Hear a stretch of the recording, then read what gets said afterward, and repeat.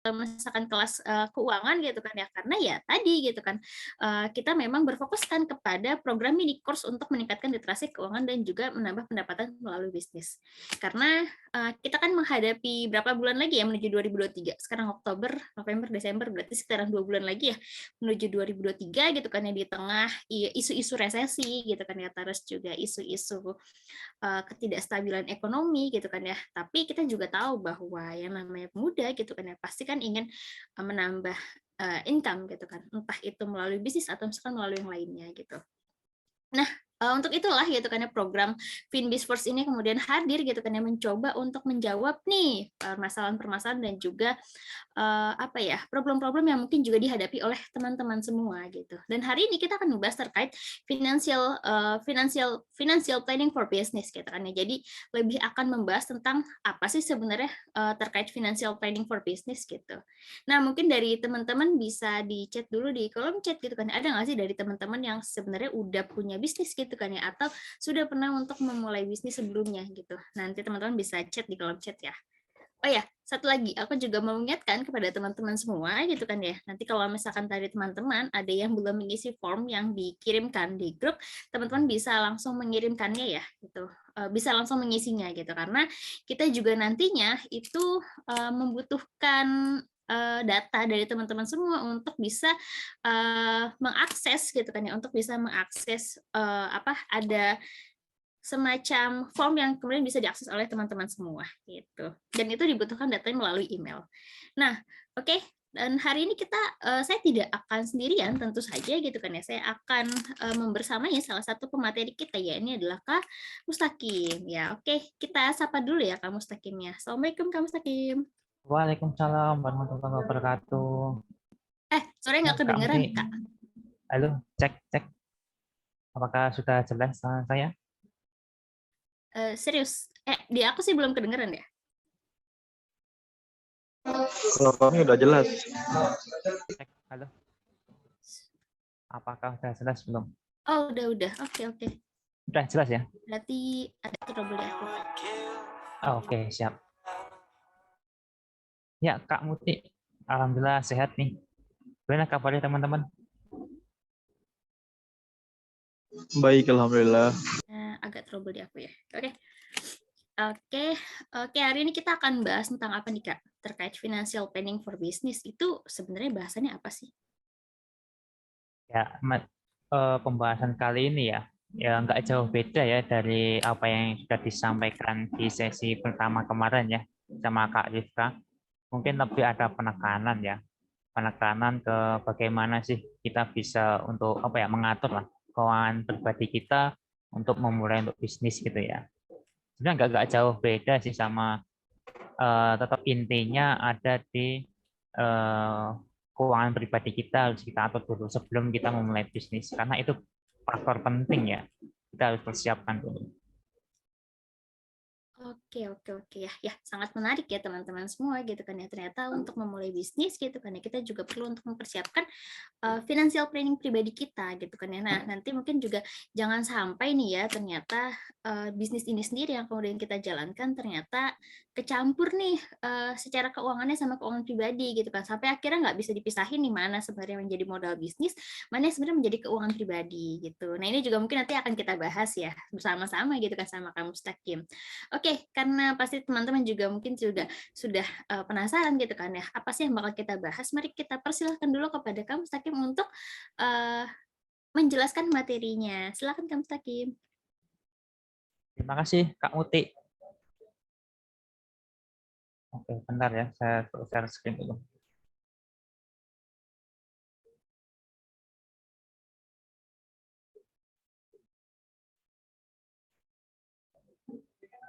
Saya belum di ini ya, pasang co-host dong. Oke, sebentar.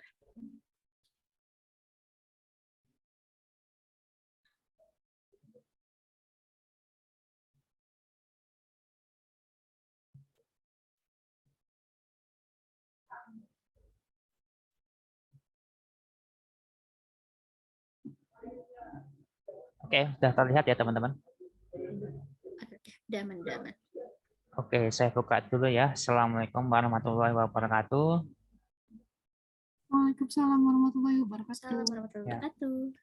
gimana nih kabarnya teman-teman? Semoga kita selalu diberikan kesehatan ya, agar kita terus bisa belajar segala sesuatu yang nantinya akan bermanfaat untuk kita sendiri ya.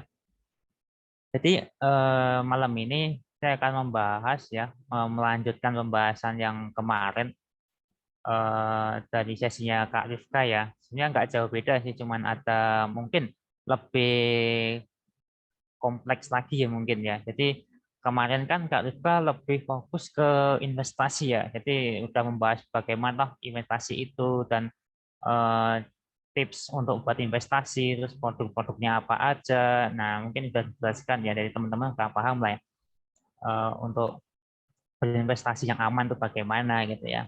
Mungkin ini saya akan mengulang ya, akan mengulang coba untuk flashback ke dari mindset dulu ya. Jadi mindset ini penting ya teman-teman untuk apa ya, kita memperbaiki lah keuangan pribadi kita.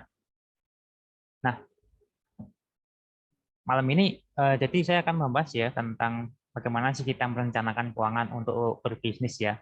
Nah, kemarin kita udah diskusi nih Kak Rifka tentang Islamic Financial Planning ya, yang udah dipaparkan oleh Kak Rifka, udah sangat jelas ya. Dan pembahasan Kak Rifka itu juga udah sangat panjang, detail, dan komprehensif juga tentang bagaimana investasinya gitu ya. Nah, kenapa sih teman-teman harus mulai belajar tentang perencanaan keuangan nih? Jadi perlu disadari ya, literasi keuangan di Indonesia ini masih sangat minim sekali nih dibanding inklusi keuangan ya. Maksudnya apa sih inklusi itu? Maksudnya itu ketersediaan akses ya dalam menggunakan produk-produk keuangan. Jadi persentase untuk inklusi di Indonesia itu sekitar 76% ya kan. Dan tingkat literasinya itu sekitar 30-an%. Nah, ini kan gap-nya jauh banget ya. Nah, ini yang perlu kita apa ya? Perlu kita sadari lah bahwa tingkat literasi kita, masyarakat kita masih minim ya. Dan ini sangat apa ya? Untuk ke depan ya, ke depan ini sangat penting sekali karena pertumbuhan saat pandemi, teman-teman tahu kan beritanya ya, bahwa ada peningkatan yang signifikan pengguna apa ya? User yang mempunyai single identifikasi sebagai investor ya, itu kan meningkat signifikan. Hampir kalau nggak salah hari ini itu hampir 9 juta atau berapa ya itu. Nah ini kan dari saya tahu itu 2019 masih sekitar 2 jutaan itu. Dalam waktu setahun 2 tahun itu udah hampir berapa persen, udah 100% naik ini. Nah ini yang perlu kita apa ya antisipasi ya, jangan sampai kita menggunakan produk keuangan itu salah gitu ya. Jadi banyak kan eh, kita mementingkan apa ya, mementingkan untuk memiliki penghasilan yang instan, akhirnya ketipu kena investasi bodong. Nah ini harus kita perhatikan ya teman-teman. Nah seringkali kan kita pasti apa ya dalam mengelola keuangan, ya nggak mungkin teman-teman juga merasa kan ya. Nah siapa yang masih merasa nih untuk masa depan kita, ya udahlah dipikir sambil jalan gitu loh, sambil merencanakan. Siapa yang masih begini teman-teman? Masih Kak. Tapi by Ya, the way Kak, ini emang slide-nya masih di awal ya? ya masih di awal. Oke, oke. Belum ke Kirain sudah next pembahasan slide. inti. Oke, baik, Belum baik. belum. Nah, jadi teman-teman masih banyak ya yang menganggap kita masih ngalir aja lah untuk merencanakan keuangan, oh juga masih panjang gitu. Nah, kan hidup ini kan kita nggak singkat ya. Ya semoga apa ya, kita harus mempersiapkan lah hidup kita bahwa kita masih anak muda ya, masih ada perjuangan kita, masa depan yang harus kita perjuangkan, dan itu jangka waktu yang masih panjang gitu loh. Jadi apa salahnya sih kita untuk merencanakan keuangan dari sekarang gitu, walaupun nih pendapatan kita masih minim nih, tapi setidaknya kita udah punya pengetahuan tentang bagaimana merencanakan keuangan gitu ya. Nah, eh, percaya nggak kalau teman-teman ini belajar itu nggak cukup sebenarnya. Belajar tentang perencanaan keuangan itu nggak cukup. Belajar financial planning itu perlu mempraktekkan ya. Jadi kita cuma belajar, memahami, terus nggak mempraktekkan, itu sama aja itu. Nggak ada efeknya yang berdampak gitu. Nah, kalau kita action, kita udah mengetahui nih, memahami bagaimana perencanaan keuangan, terus kita cobalah mulai dikit-dikit pelan-pelan untuk action lah. Apa yang bisa kita lakukan, apakah menabung, menyisihkan, nah pelan-pelan dulu lah gitu ya. Kan sering terjadi kan ya, teman-teman.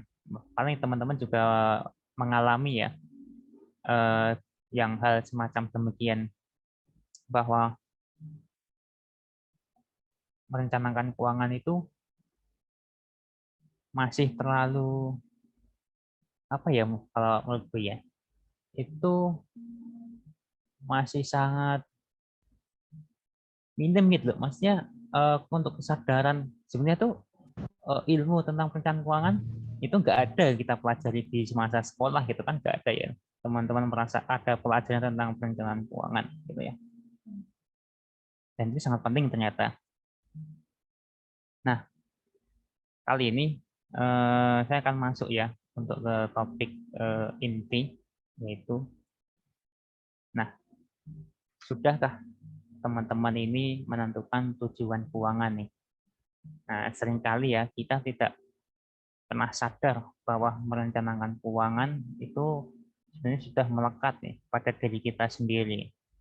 Pernah nggak teman-teman ditanya soal financial planning nih? Kalian jawabnya apa? Pasti bingung kan, mau merencanain tapi penghasilan aja kurang gitu loh. Buat kebutuhan sehari-hari aja mepet gitu ya. Agak sedih sih, tapi Ya, sad but true gitu. ya. Kan gitu kan. Mungkin tadi semua teman-teman di sini juga pernah menganggap demikian gitu ya. Nah, secara nggak sadar sebenarnya tuh jawaban seperti itu juga termasuk financial planning. Walaupun penghasilan kita masih minim, tapi teman-teman masih akan mikir tuh, gimana caranya penghasilan yang pas-pasan ini bisa digunakan untuk survive gitu ya. Cukup untuk memenuhi kebutuhan. Itu sebenarnya yang udah apa ya, masuk bagian dari perencanaan keuangan gitu ya. Kalau nggak ada perencanaan pasti jebol itu, kita punya uang pas-pasan tapi nggak bisa memenuhi kebutuhan kita gitu loh. Nah, itu bahaya itu ya. Nah, dalam prakteknya teman-teman akan mengalokasikan uang yang kita punya untuk memenuhi kebutuhannya. Jadi akan kita bagi-bagi kan, walaupun kita punya penghasilan yang pas-pasan. Ya enggak teman-teman? Iya, Kak. Ya. Jadi cuma ada dua pilihan nih. Mengolah keuangan itu dengan cara yang baik atau tidak teratur. Yang sudah memiliki pola keuangan yang baik, pasti ya sudah tahu nih besaran alokasi untuk memenuhi kebutuhannya sesuai dengan porsinya masing-masing gitu ya. Nah, bagi yang memiliki pola keuangan yang masih kurang teratur nih, ini biasanya tidak ada alokasi anggaran ya yang jelas. Biasanya memiliki sifat yang konsumtif nih. Godaannya kan banyak kan, aplikasi oren-oren apa yang hijau-hijau nih, apalagi pas tanggal kembar gitu ya. Nah, itu godaannya kan sekarang di situ kan. Nah, mengapa sih financial behavior itu penting gitu ya? Nah, ini sebenarnya kesadaran kita masing-masing ya. Nah, bahwa pola perilaku dalam mengelola keuangan ini menjadi faktor penentu nih teman-teman untuk tercapainya tujuan keuangan gitu ya. Perilaku yang timbul karena ada mindset. Bagaimana pola pikir kita akan mempengaruhi perilaku, termasuk dalam mengelola keuangan ya.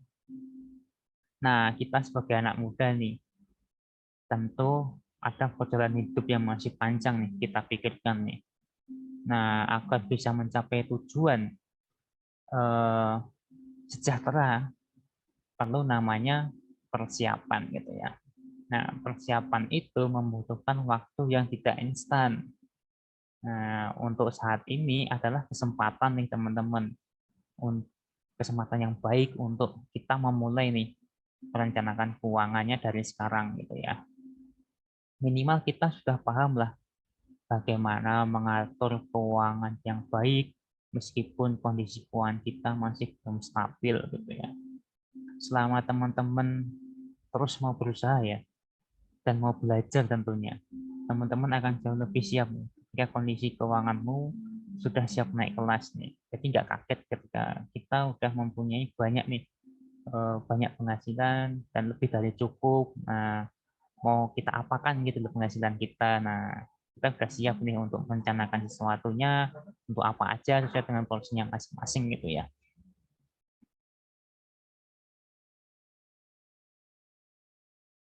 Nah, problem yang sering dialami teman-teman nih. Nah, yang pertama nih, biasanya membedakan kebutuhan dan keinginan nih. Seringkali ya, kita tuh abai dengan sebenarnya apa yang kita butuhkan. Kadang-kadang kita membeli sesuatu dan itu dipakai cuma sesaat, setelah itu nggak dipakai lagi gitu ya. Nah, berarti ini kan hanya keinginan saja nih. Cek lagi sebelum membeli sesuatu yang kita inginkan, kira-kira kebutuhan apa aja sih yang harus kita penuhi dulu. Jangan sampai yang menjadi kebutuhan pokok nih tidak tercukupi gitu kan. Jadi kita membeli barang yang kurang bermanfaat gitu ya. Nah, kalau bisa itu dihindari ya. Mas yang kedua, banyaknya hutang nih. Hutang yang berlebihan ini akan menimbulkan keuangan kita tuh terganggu. Apalagi jika angsuran hutang itu lebih besar daripada pendapatannya. Nah, jadi ketika hutang itu harus kita perhitungkan nih, berapa sih kemampuan yang harus kita bisa bayar gitu tiap bulannya gitu ya. Nah, jadi kita ingin beli sesuatu masih bisa ditahan, lebih baik kita menunggunya gitu loh. Sambil menabung dikit-dikit sampai itu bisa terkumpul untuk beli barang itu gitu ya. Nah, terus yang ketiga nih, bingung mau mulai dari mana nih cara mengelola keuangan. Nah, mungkin ini dari teman-teman punya satu pertanyaan ya, bahwa sebenarnya itu merencanakan keuangan itu dari mana sih? Apakah hanya cukup menabung aja, menyisihkan uang, apa itu cukup? Sebenarnya enggak ya. Ini ada banyak yang harus kita perhatikan gitu loh. Nah, lagi-lagi memulai merencanakan keuangan itu yang paling utama adalah mindset nih. Jadi mindset teman-teman ini harus dibenerin dulu nih, harus bener dulu. Jangan sampai kita salah mindset di awal, ini akan mempengaruhi masa yang akan datang gitu loh. Terus yang keempat nih, bingung menentukan prioritas. Nah, kembali ke topik wants dan needs ya. Bagaimana kita bisa menentukan prioritas, mana yang harus segera dicukupi dan mana yang hanya sekedar keinginan gitu ya. Cukupilah kebutuhan pokoknya terlebih dahulu sebelum membeli yang hanya itu cuma sesaat gitu loh. Nah, terus yang kelima, susah menabung. Ini biasanya juga disebabkan karena pengeluaran yang lebih konsumtif. Masih menunggu sisa baru ditabung. Nah, tapi masalahnya nggak pernah ada sisa kan? Iya nggak teman-teman? Mau nabung tapi nggak pernah ada sisa. Nah, itu kan yang harus kita perbaiki gitu ya. Terus, nah, pentingnya tujuan keuangan nih. Kita harus pahami ya teman-teman, bahwa seberapa banyak penghasilan kita, teman-teman tidak akan ada artinya jika tidak memiliki tujuan keuangan yang jelas gitu ya. Tujuan keuangan ini yang akan menjadi panduan ya, panduan kehidupan teman-teman, arah jalannya kemana yang akan teman-teman tempuh gitu ya. Jalan yang dibuat yang tidak jelas ini akan jalan yang dibuat tidak jelas masa depan juga kesulitan nih untuk mencari jalan keluarnya. Ya enggak, ketika kita ingin pergi ke suatu tempat nih, kita nggak tahu nih tujuannya kemana, jalan kemana, pasti tersesat kan, nggak nyampe itu tujuan. Nah, sama ketika kita merencanakan keuangan nih, jadi kita harus menentukan dulu nih jalannya kemana, supaya tujuan kita bisa sampai nih tepat waktu gitu ya, sesuai dengan keinginan kita gitu ya. Nah, ini ada beberapa yang harus kita perhatikan ya. Yang pertama nih, harus memiliki komitmen nih yang tujuan keuangannya yang jelas. Jadi komitmen ini bukan hanya kepada apa ya, seorang, atau juga keuangan juga harus kita perhatikan gitu ya.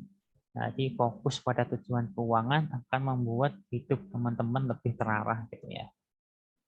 Terus yang kedua, menentukan prioritas jangka pendek, jangka menengah, jangka panjang gitu ya. Jadi teman-teman bisa membuat apa aja sih yang akan dicapai nih dalam waktu jangka pendek, mungkin kurang dari 1 tahun gitu ya. Terus untuk yang 5 tahun mau ngapain gitu. Terus yang untuk jangka panjang mau apa gitu ya. Nah, jika sudah ditentukan, baru nih teman-teman bisa memprioritaskan mana yang harus diselesaikan terlebih dahulu gitu ya. Nah, tetapi perlu dipahami nih, untuk menentukan tujuan keuangan dan agar bisa dicapai itu perlu kendaraan yang tepat nih untuk mempercepat tujuannya agar bisa tercapai gitu ya. Salah satunya dengan produk-produk keuangan yang ada di Indonesia ya. Itu adalah kendaraannya yang akan kita pakai gitu ya. Terus kemudian yang ketiga nih, sebagai alat kontrol, membantu alokasi pengeluaran. Jadi tujuan keuangan yang sudah kita rancang nih, ini akan menjadi kontrol dalam mengelola pengeluaran kita nih untuk memenuhi kebutuhan. Jadi teman-teman akan teringat ya tujuan apa yang akan dicapai, sehingga teman-teman akan maksimal ya, akan maksimal dalam penggunaan dana yang dimiliki teman-teman. Terus kemudian yang keempat ya, hidup lebih tenang dan sejahtera. Nah ini harapan semua orang ya. Jadi pastilah ya teman-teman ingin bisa hidup lebih tenang dan tentunya sejahtera ya di masa depan. Nah, bagaimana kita bisa mewujudkan impian kita, merealisasikan tujuan-tujuan keuangan kita? Nah, kita perlu kemampuan nih dalam mengelola keuangan. Nah, bagaimana kita bisa mengasah kemampuan? Jadi mengelola keuangan itu sebenarnya kayak seni. Jadi nggak ada yang apa ya, semua orang tuh bisa sama melakukan gitu. Jadi tiap orang bisa beda-beda gitu ya. Jadi dengan pinter-pinternya kita dalam mengelola keuangan gitu ya. Nah, ini ada pengertian ya, yang menurut saya pengertian ini cukup bijak sekali ya dalam kita membantu merencanakan keuangan ya. Ini menurut Financial Planning Standard Board Indonesia ya, bahwa perencanaan keuangan itu merupakan suatu proses untuk mencapai tujuan hidup seseorang melalui pengelolaan keuangan secara terintegrasi dan terencana. Nah, teman-teman bisa lihat nih, dua kata yang saya bold merah ya. Nah, itu poin utama ya. Jadi teman-teman yang ingin menjalankan bisnis sesuai dengan topik kita ya, yang akan menjalani bisnis yang atau apakah teman-teman sudah punya bisnis yang sudah berjalan gitu ya. Tentu kita menjalankan bisnis, kita harus siap nih dengan kondisi keuangan kita gitu ya. Kenapa perlu dan penting nih buat mempelajari keuangan pribadi terlebih dahulu. Jadi sehingga kita bisa sama-sama mengontrol mana keuangan untuk pribadi, mana keuangan untuk bisnis gitu ya. Nah, dalam arti pengertian perencanaan keuangan, bahwa perencanaan keuangan itu sebenarnya nggak gampang ya. Jadi harus kita apa ya, butuh effort lah untuk kita belajar ya, untuk memperdalam ilmu perencanaan keuangan ya. Nah, tips cara bagaimana sih memulai perencanaan keuangan itu perlu kedisiplinan nih dalam mengeksekusi rencana keuangannya yang sudah dibuat gitu ya. Nah, kemudian apa ya, dari ini ya penjelasan terintegrasi di kalimat pengertian perencanaan keuangan ya. Nah, maksudnya apa sih terintegrasi? Nah, maksudnya adalah perencanaan keuangan itu saling terkait ya, satu sama yang lainnya gitu ya. Nah, nanti akan dijelaskan nih di konsep segitiga perencanaan keuangan ya. Nanti akan tergambar jelas lah bagaimana perencanaan keuangan itu bisa saling terkait gitu ya. Kemudian kata selanjutnya adalah perencanaan. Nah, maksudnya apa? Yaitu segala sesuatu yang akan kita lakukan pasti akan memikirkan terlebih dahulu nih. Tidak langsung asal jalani saja gitu ya. Harus kita planning bagaimana sih caranya untuk mencapai tujuan itu dan bagaimana kita untuk mengelolanya gitu ya. Gitu. Nah, ini ada satu ilustrasi ya. Ilustrasi wealth management ya. Bagaimana kita bisa sejahtera dunia dan akhirat gitu ya. Nanti wealth management ini adalah suatu proses ya untuk mencapai kekayaan atau kemakmuran nih, dari sebuah keluarga atau dari pribadi kita sendiri. Nah, umumnya nih ada 4 fase ya. Tapi untuk yang syariah wealth management itu tambah satu fase lagi yang namanya purification ya.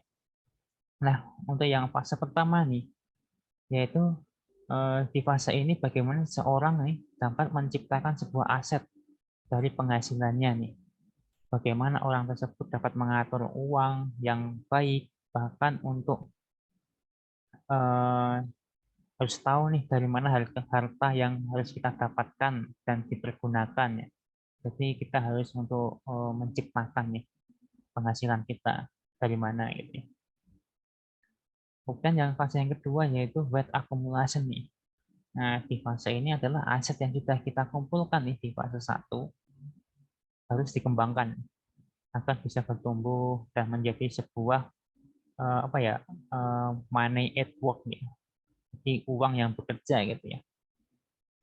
Nah, sesuai dengan investasi yang sesuai dengan profil risiko masing-masing ya. Nah, supaya apa? Supaya aset kita itu bisa bertumbuh dan bisa sesuai nih dengan tujuan keuangan kita nih.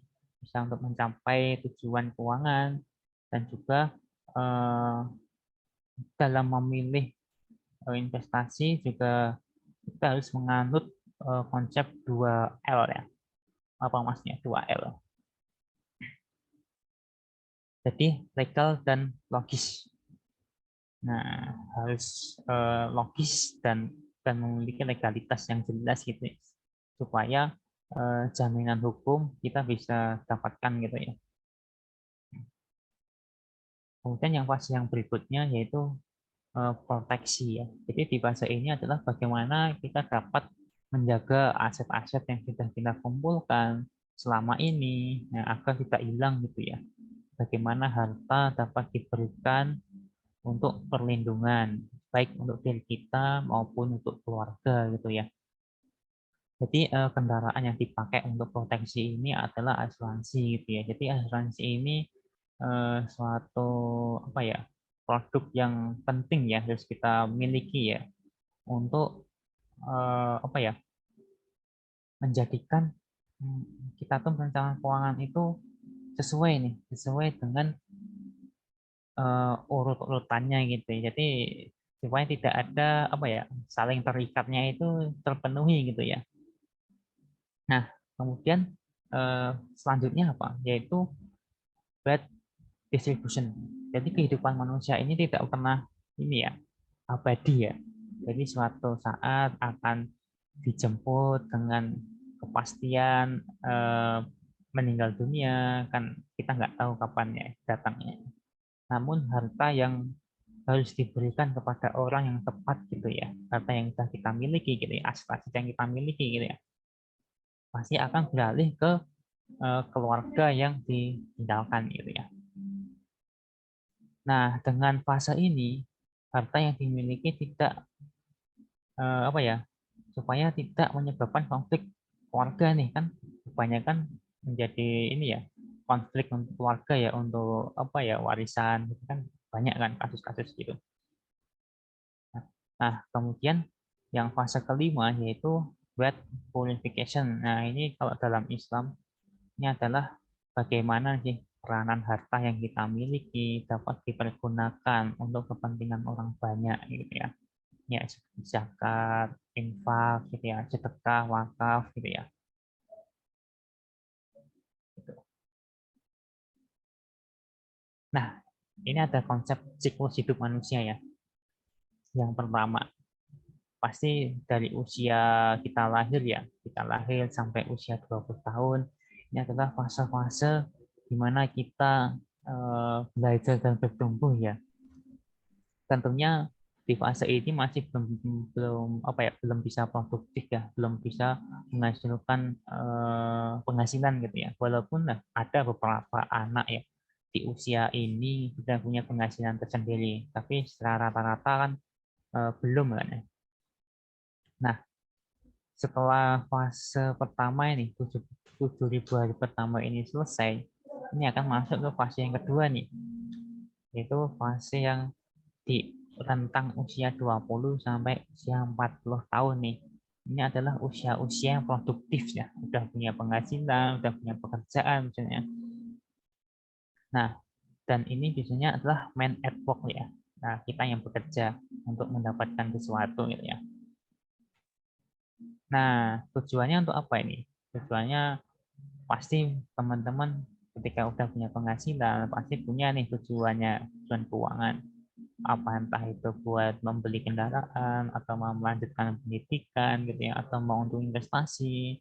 Nah, bisa tuh mulai untuk merencanakan ya. Nah, setelah fase yang kedua ini selesai nih, kita masuk ke fase yang ketiga nih, di rentang usia 40 sampai 60 tahun. Nah, saat ini aset yang dibangun di fase yang kedua itu sudah bisa menghasilkan dan aset itu bisa terakumulasi menjadi sebuah penghasilan kita gitu ya. Jadi namanya kita tetap bekerja dan uang itu juga tetap bekerja untuk kita gitu ya.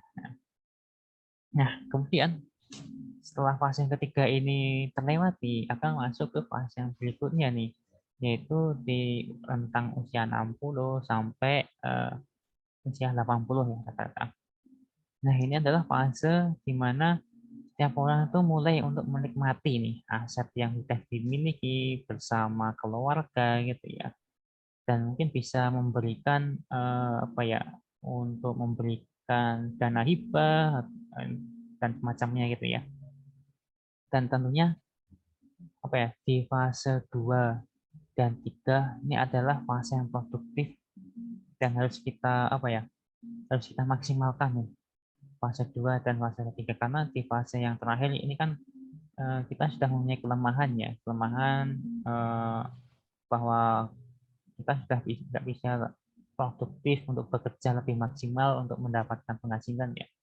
Jadi di fase yang kedua dan ketiga ini yang harus kita maksimalkan ya.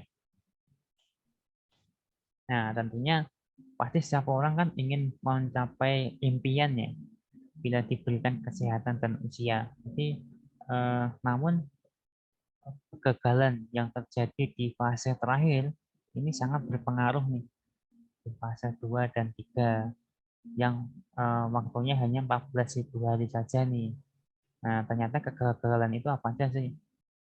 Nah, bisa jadi kurangnya penghasilan di masa-masa produktif. Nah, terus pola keuangan yang konsumtif itu juga akan mempengaruhi kesejahteraan di masa depan gitu ya.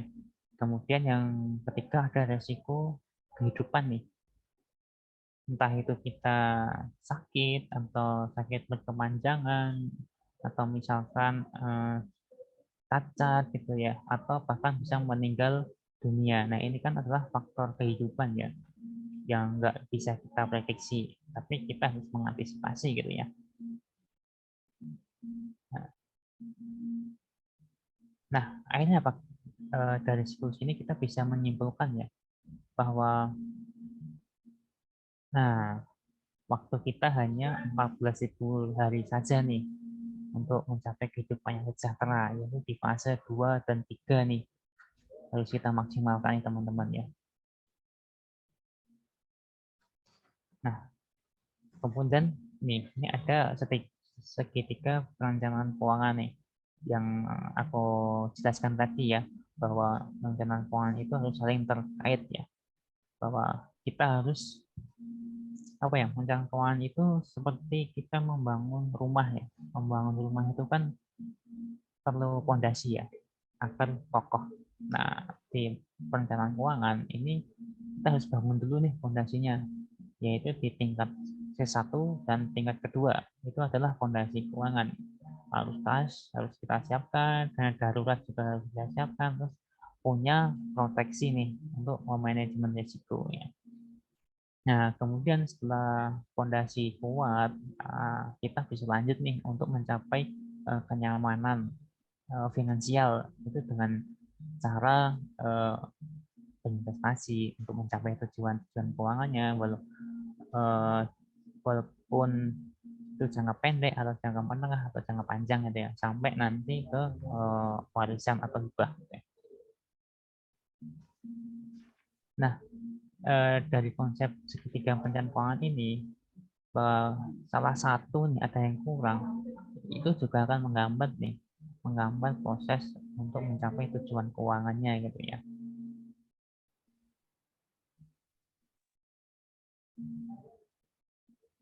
Nah, bagaimana sih kita bisa mengelola ini ya, cash flow kita ya, atau arus kas. Nah, ini sebenarnya persentase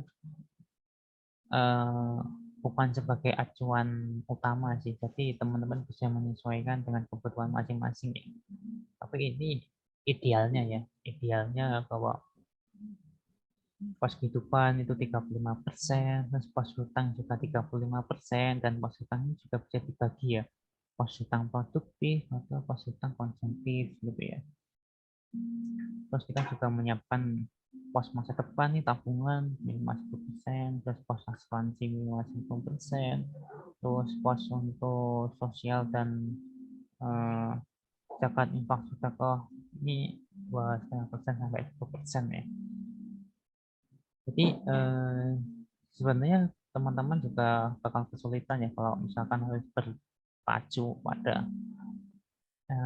kita harus apa ya, sesuai dengan persentase ini ya. Kadang-kadang juga malas kan teman-teman buat menghitung persentase itu berapa persen, harusnya berapa. Itu kan juga kadang-kadang jadi kendala teman-teman ya. Kadang malas mau buat gitu ya. Nah, sebenarnya bisa sih teman-teman pakai cara, yang penting teman-teman menyisihkan nih. Setelah teman-teman gajian nih atau menerima pendapatan dari bisnis, itu bisa ini kita menyisihkan sesuai dengan porsinya masing-masing yang sudah kita tentukan. Yang penting terbagi rata gitu ya. Itu cara gampangnya ya, daripada kita harus menyesuaikan presentasi ini. Sebenarnya kalau bisa menyesuaikan presentasi ini sebenarnya lebih bagus sih. Nah, kemudian gimana sih kita bisa menyimpan nih cash flow kita gitu. Jadi bisa sih kita di bank gitu. Kadang juga ada di berangkas atau ini ya, maksudnya berangkas itu kita menyimpan uang cash di rumah gitu ya. Nah, itu tinggal bagaimana teman-teman bisa mengalokasikan ya, berapa uang yang di bank, terus berapa uang yang disimpan di rumah gitu ya. Tapi yang harus diperhatikan apa? Kalau di rekening itu kalau bisa rekeningnya itu jangan apa ya, jangan hanya punya satu rekening aja, tapi harus punya beberapa rekening nih. Nah, supaya apa? Supaya tidak tercampur gitu loh dengan keperluan lainnya. Misalkan ini rekening satu untuk transaksi apa gitu, belanja apa gitu, terus rekening satunya untuk transaksi yang lainnya gitu. Jadi kita bisa mengontrol pengeluaran kita gitu. Jadi kalau misalkan kita punya satu rekening dan itu untuk semua transaksi, nah ini banyak banyak yang jebol biasanya, banyak yang apa ya, uang itu nggak bisa terkontrol untuk apa aja gitu. Jadi kita nggak bisa memenuhi tujuan keuangan kita gitu ya. Nah, kemudian kalau misalkan kita menyimpan cash di dalam rumah, yang harus kita perhatikan adalah letakkan tempat yang aman dan bersih teman-teman, agar uang itu tidak rusak gitu ya. Kan banyak nih kasus-kasus ya, berita yang beredar menyimpan di dalam celengan itu menjadi jamur gitu ya, berjamur gitu ya, bahkan sampai dimakan rayap gitu. Nah itu kan sia-sia kan ya. Yang harus kita perhatikan ya, harus kita perhatikan ketika kita menyimpan uang cash di rumah ya, harus kita perhatikan tempatnya harus bersih dan itu aman gitu ya. Nah kemudian kita harus menyiapkan dana darurat. Nah dana darurat ini bermanfaat untuk bertahan nih dalam kondisi sulit jika teman-teman misalkan nih bekerja ternyata harus di layoff kan ya, atau terjadi PHK gitu ya. Jadi ini bisa menjadi benteng teman-teman untuk survive ya. Jadi kalau misalkan kita masih single itu idealnya 3 sampai 6 bulan ya. Ini kalau udah berkeluarga itu sampai 12 bulan ya. Tapi itu bisa disesuaikan dengan kemampuan masing-masing sih. Jadi urgensi ya dana darurat ini sebenarnya untuk mengantisipasi nih suatu keadaan yang di luar prediksi kita ya dalam situasi yang mendesak atau membutuhkan dana yang segera gitu ya.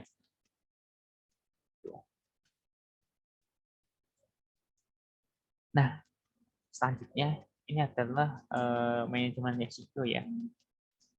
Bahwa manajemen risiko ini adalah lapisan kedua ya dari segitiga perencanaan keuangan. Nah, ini sangat penting sih dalam perencanaan keuangan untuk mengantisipasi risiko kehidupan yang terjadi untuk kita bisa mencapai tujuan keuangan jangka pendek maupun jangka panjang. Nah, tujuan manajemen risiko ini adalah memastikan tujuan keuangan yang kita buat dengan apapun kondisinya itu bisa tercapai gitu ya. Nah, bila terjadi risiko kehidupan, baik itu masuk rumah sakit karena kecelakaan atau sakit, dan terjadi risiko sakit yang berkepanjangan, nah itu ya ini untuk mengantisipasi aset-aset yang sudah kita bangun ya. Harus kemudian risiko ini, manajemen risiko itu terbagi menjadi dua ya, yaitu risk avoiding dan risk transfer ya. Kalau risk avoiding itu adalah menghindari risiko namun dengan teknik apa ya, biasanya ini kurang nyaman sih. Teknik manajemen risiko yang kedua yaitu dengan pemindahan risiko ke pihak ketiga yang biasa kita sebut dengan asuransi ya. Jadi kita untuk meminimalisir ya, kita bisa memindahkan nih risiko yang harusnya kita tanggung sendiri, kita bisa memindahkan untuk membiayai risiko itu ke pihak ketiga gitu ya. Itu dengan memiliki produk keuangan asuransi. Nah, dalam asuransi ini perlu ada tingkatannya ya, yaitu yang pertama adalah rawat inap, asuransi sakit kritis, asuransi jiwa gitu ya. Jadi maksudnya apa sih masing-masing tahapan ini? Nah, jadi nggak sembarangan ya teman-teman untuk apa ya, memiliki produk keuangan asuransi itu harus kita perhatikan gitu ya, jangan sampai kita salah, kita nggak punya asuransi yang dasar tapi udah punya asuransi jiwa. Nah itu kebalik ya, kalau nggak bisa urutannya dari bawah, yaitu mempunyai rawat inap atau asuransi kesehatan. Nah ini bisa apa ya, menjadi pelindung nih arus kas dan aset kita ya, tabungan kita bila kita terjadi suatu resiko masuk rumah sakit misalnya, dan mahalnya biaya obat, nah, itu kan juga ini ya akan mempengaruhi kondisi fondasi keuangan kita ya yang sudah kita atur sedemikian rupa gitu ya. ya kita tidak mempersiapkan kondisi risiko ini, ya habis gitu ya. Nah, terus kemudian kalau udah punya asuransi kesehatan, bisa naik nih untuk memiliki asuransi cyclitis. Nah, maksudnya apa sih asuransi cyclitis ini? Jadi ini punya manfaat untuk melindungi arus kas kita dan kekayaan kita ya. Jika kita apa ya, kalau sakit akan di backup dengan asuransi rawat inap. Nah, kalau asuransi sakit di sini kita bisa mendapatkan jaminan ya, jaminan penghasilan. Jadi kita bisa mengklaim untuk membiayai, misalkan kita punya hutang, terus punya tanggungan gitu ya, yang harus kita selesaikan gitu ya, untuk biaya hidup. Nah, karena kalau sakit tipes ini kan pemulihannya kan lama ya.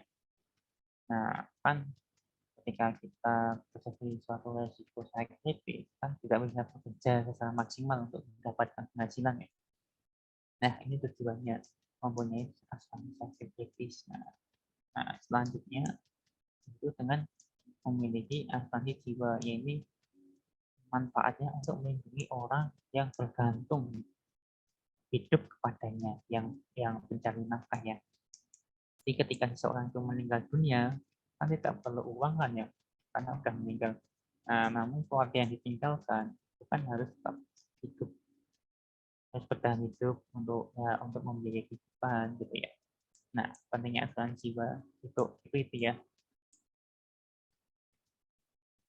Nah, ya ini tingkatan yang sudah saya jelaskan tadi ya, lewat satu slide. Ya. Nah, kemudian apa?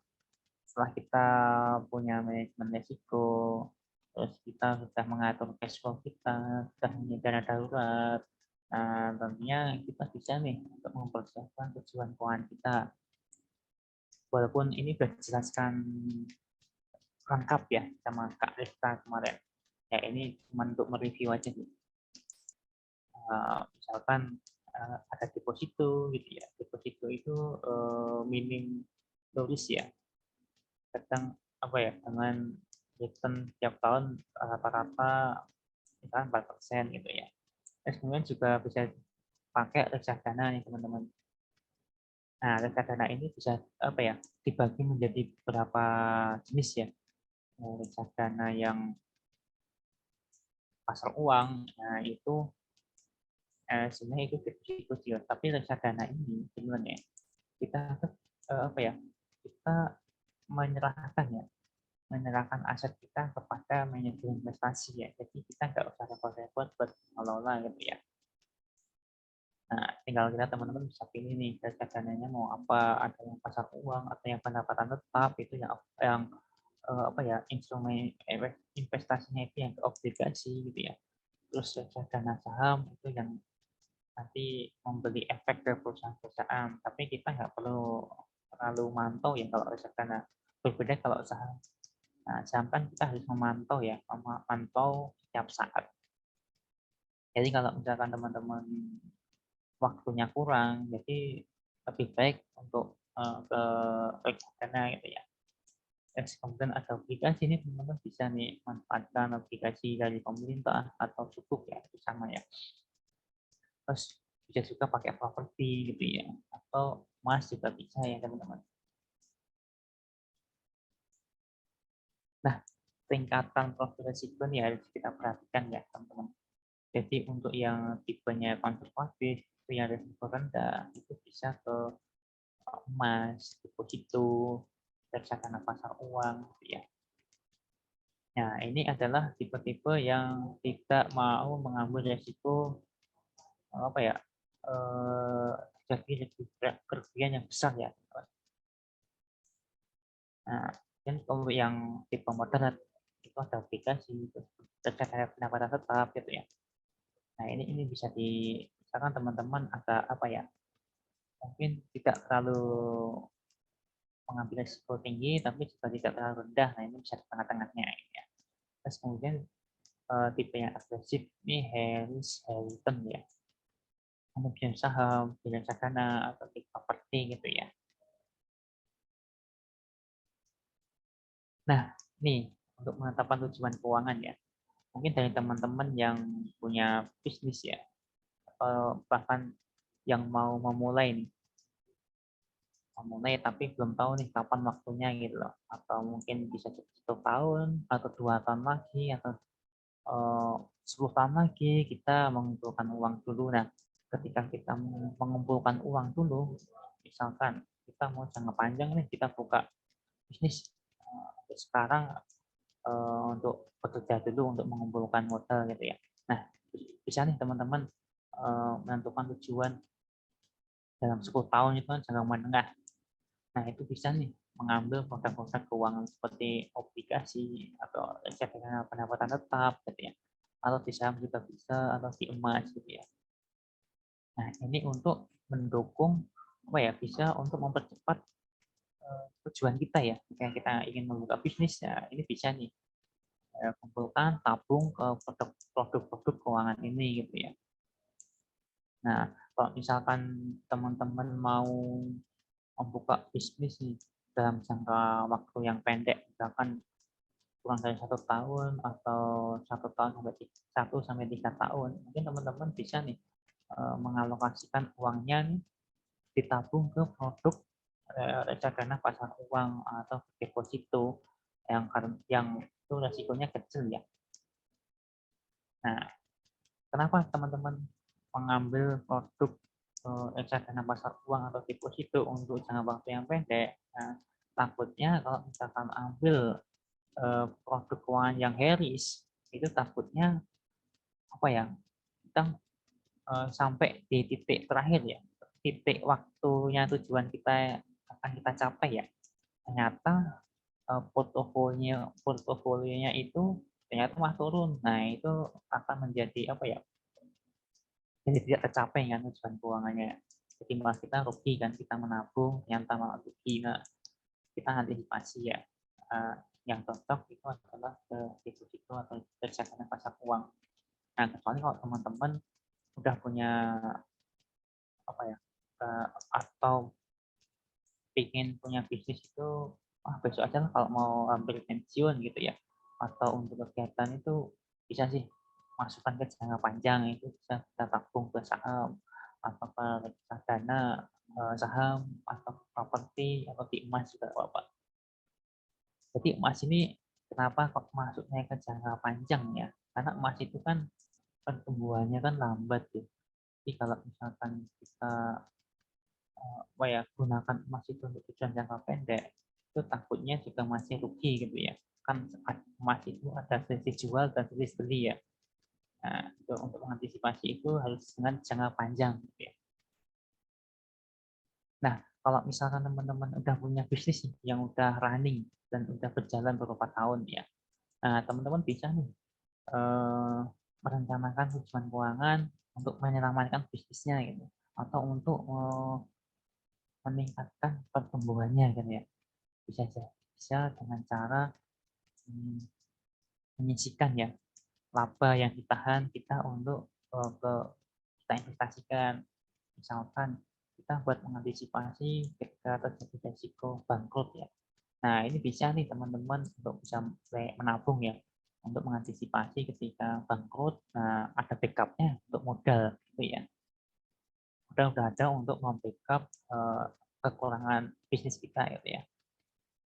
Nah, atau bisa jadi kita menyisihkan laba yang kita miliki untuk pertumbuhan ke depan. Misalkan kita tabung sedikit demi sedikit dan itu bisa dikumpulkan dan itu bisa untuk mengekspansi bisnis kita. Ya bisa nih teman-teman, bisa tergantung jangka waktunya ya, mau jangka menengah bisa ngambil produk itu, atau mau jangka panjang bisa ngambil produk yang tertulis itu ya. Nah, gitu ya teman-teman.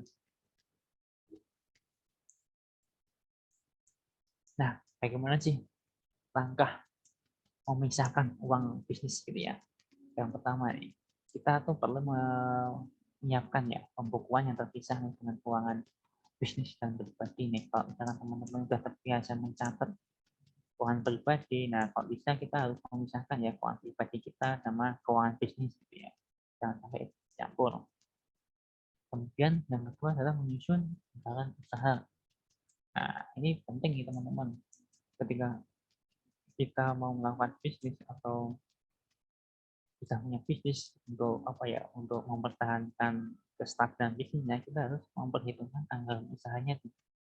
Jangan sampai apa ya, biaya untuk bisnis ini mengganggu cash flow kita yang sudah kita bangun ya.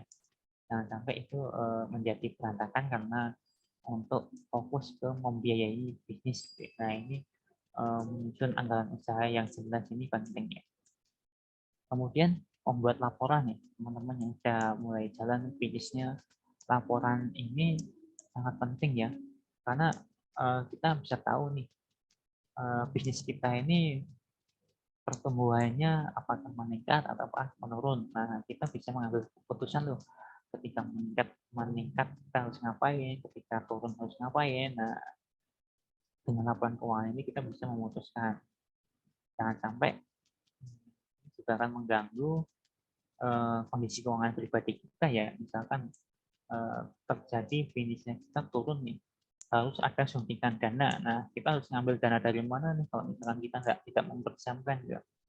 Nah, salah satunya dengan cara tadi yang sudah aku jelasin yang di sebelumnya ya, bisa kita mempersiapkan dari sekarang untuk mempersiapkan resiko itu, atau kita menyisihkan dari pendapatan kita untuk membackup bisnis kita gitu ya. Nah, gitu ya. Terus kemudian menggaji diri sendiri ini.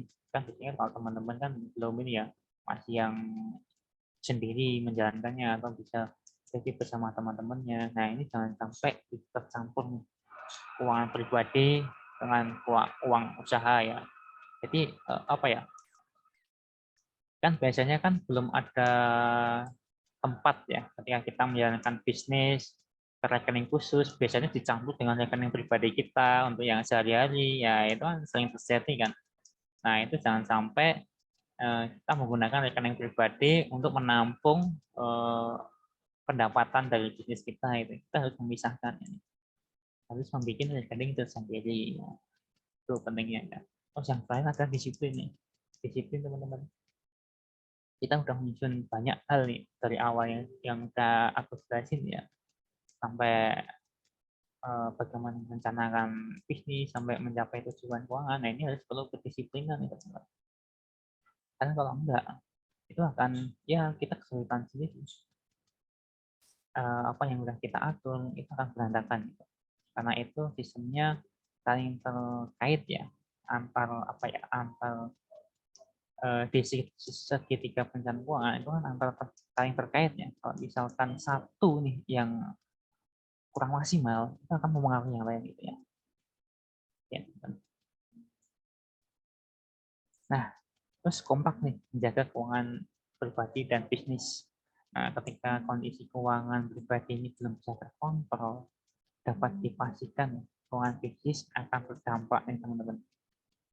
Dan juga sebaliknya, jika keuangan bisnis ini belum stabil, dapat dipastikan nih keuangan pribadi akan kena dampaknya. Ya.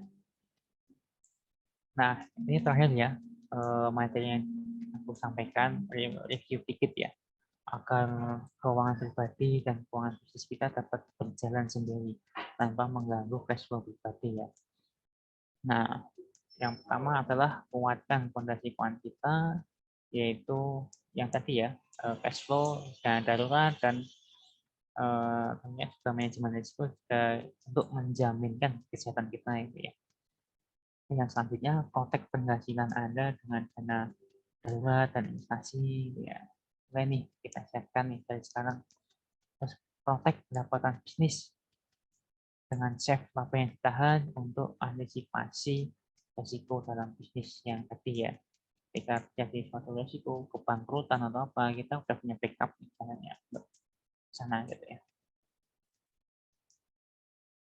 Oke, itu teman-teman yang bisa saya sampaikan ya. Mungkin teman-teman bisa tercerahkan ya, bagaimana sih kita bisa mengelola, bisa menyusun rencana bisnis kita dengan memperhatikan kondisi keuangan kita ya, yang kompleks ya. Itu ya. Itu sih. Saya kembalikan ke moderator. Ini ada yang mau ditanyakan, Oke, baik teman-teman? ya. Oke, baik. Terima kasih Kak atas materi yang sangat luar biasa ya. Ternyata memang tadi ya salah satu fondasinya adalah penting juga untuk kita memiliki beberapa rekening gitu kan ya, dan juga punya disiplin untuk memisahkan keuangan antara keuangan pribadi sama keuangan bisnis gitu. Karena ya tadi ya mungkin sering kali juga gitu kan ya, ketika masih bisnisnya masih baru gitu kan, kita masih menggunakan satu rekening yang sama sampai akhirnya tidak bisa terpisahkan mana yang itu menjadi pribadi, mana yang itu menjadi bisnis gitu. Nah, buat teman-teman semua gitu kan ya, teman-teman dipersilahkan untuk bertanya, boleh melalui kolom komentar atau misalkan teman-teman juga boleh bertanya melalui open mic langsung gitu kan ya. Oke, oke, silahkan kepada teman-teman untuk bertanya. Dan sambil menunggu teman-teman yang lainnya bertanya gitu kan ya, mungkin ini Kak, saya juga mau bertanya dulu nih gitu kan ya. Tadi ya terkait memisahkan antara keuangan pribadi dan juga keuangan bisnis gitu. Ketika sebenarnya harus dipisah tuh sejak kapan sih gitu kan ya? Ketika misalkan kita tuh baru punya bisnis tapi masih baru nih misalnya, atau kayak masih UMKM itu ada nominalnya ya, cuman ini bener-bener yang kayak masih baru banget gitu kan, masih kayak bener-bener baru coba gitu kan. Itu sudah penting nggak sih untuk dipisahkan gitu? Atau nanti saja ketika secara finansial misalkan kayaknya bisnis kita udah lumayan jalan nih, baru kita pisah gitu. Ya, walaupun itu bisnisnya masih baru ya, mungkin penghasilannya juga masih apa ya, masih sedikit atau gimana gitu ya. Nah, apakah kita harus mempersiapkan? Ya, kalau pendapat pribadi ya, kalau menurut saya lebih baik tetap ya kita harus menyisihkan walaupun cuma sedikit ya. Cuma itu untuk pembiasaan aja sih, supaya kita terbiasa dengan ketika misalkan ada peningkatan pendapatan kita, ya mungkin kita bisa menyisihkan nih untuk menabung, untuk membackup bisnis kita, ditambah sedikit gitu ya. Jadi pelan-pelan nanti mengikuti pendapatan yang kita terima gitu. Jadi itu mulai dari sekarang, mulai dari awal itu tujuannya untuk membiasakan diri sih. Jadi kita lebih siap gitu. Gitu.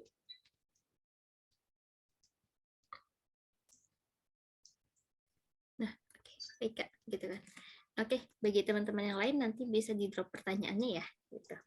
Nah, oke Kak, terus selanjutnya Kak, untuk pertanyaan selanjutnya terkait tadi kan kita udah belajar ya, ternyata ada beberapa produk keuangan itu yang dia high risk, ada juga ada yang dia low risk gitu.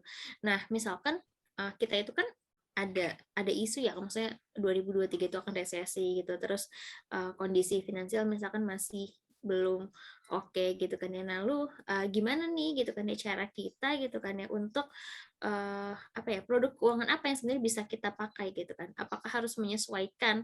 Karena kalau 2023 kan dia kurang dari setahun lagi ya gitu kan, dan mungkin krisisnya kalau kalau in case ternyata memang beneran terjadi krisis gitu kan ya, mungkin di dalam kurun waktu dalam 1 tahun gitu kan. Lalu produk keuangan mana yang sebenarnya bisa disarankan gitu kan ya untuk para pemula gitu. Oke ya, berarti kalau misalkan kita mau merencanakan untuk jangka panjang nih, ternyata tahun depan ada isu resesi ya. Nah, ini kan masih hangat-hangatnya ya. Nah, gimana nih? Apakah kita harus terjun dulu di produk keuangan yang kayak kris, misalnya di saham? Nah, kita perhitungkan dulu nih.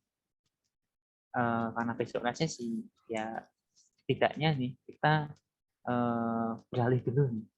Kita belokkan dulu ke jangka produk-produk yang low risk, gitu ya, yang risikonya kecil.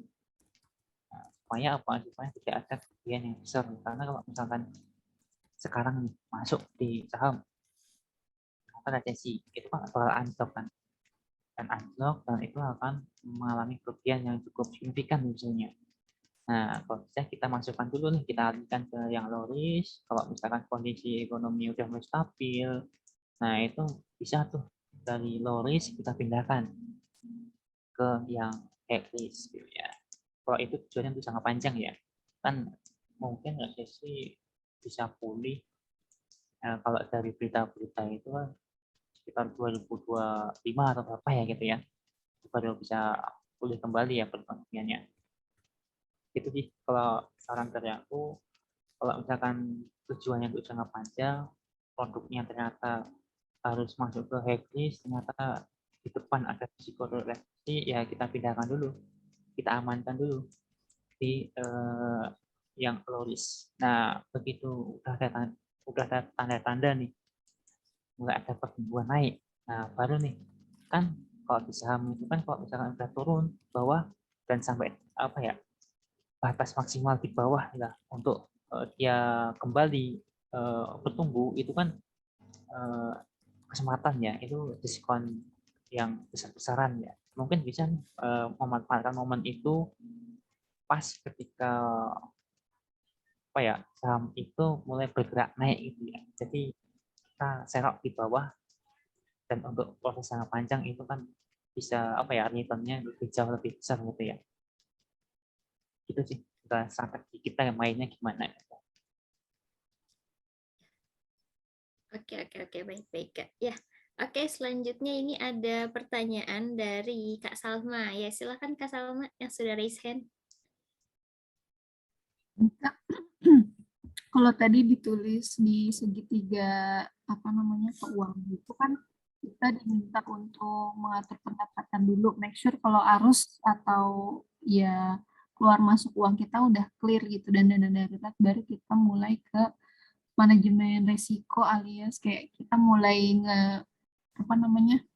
ngalokasi untuk asuransi. Nah, itu tuh apakah kita harus nyatu untuk ya udah yang penting dana darurat dulu, jangan dulu mikirin target keuangan gitu, atau apakah balik lagi ke justru segitiga itu bukan membangun fundamentalnya dulu baru bisa step ke atas, tapi kayak membagi alokasinya lebih besar gitu.